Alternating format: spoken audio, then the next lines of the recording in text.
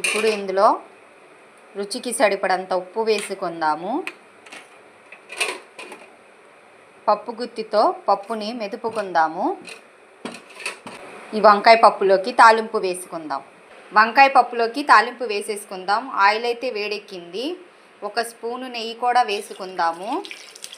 పప్పు, ఆవాలు, జీలకర్ర, ఎండుమిరపకాయలు, వెల్లుల్లిపాయలు కూడా వేసేసుకుందాము.